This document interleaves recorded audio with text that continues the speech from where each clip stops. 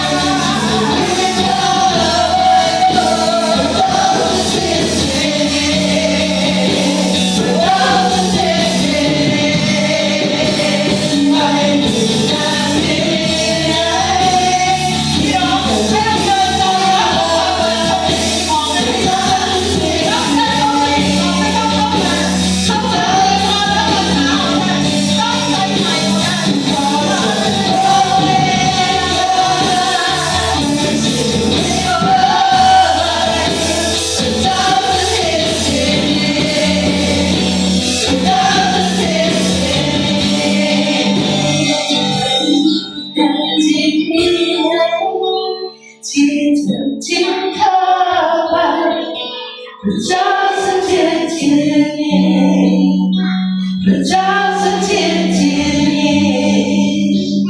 ขอเชิญพระวิญญาณฟื้นชีวิตข้าไปพระเจ้าสถิตที่นี่ยังเป็นเสียงดังถึงฟ้าสวรรค์เจ้าสถิตเสียงดังถึงฟ้าสวรรค์ในความยิ่งใหญ่ของพระเจ้าให้พระเจ้าเปลี่ยนทุกสรรพสิ่งที่อยู่ในชีวิตของเราเปลี่ยนใหม่สร้างเราใหม่จากภายในเปลี่ยนเราให้เป็นคนใหม่ในความรักของพระเจ้าเราไม่เอาสิ่งใหม่มาเพิ่มกับที่เรามีแล้วเราขอละทิ้งลดออกและรับการสร้างใหม่เป็นชีวิตข้าใหม่พระเจ้าสถิตที่เราให้เราคาดหวังไว้กันให้เราคาดหวังกับคนจะผิดของพระเจ้าการเปลี่ยนจากภายในเปลี่ยนจากภายในที่จะทิ้งข้าไปพระเจ้าสถิตที่นี่พระเจ้าสถิตที่นี่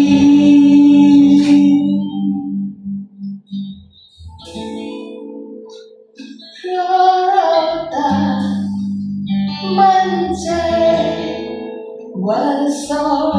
พระช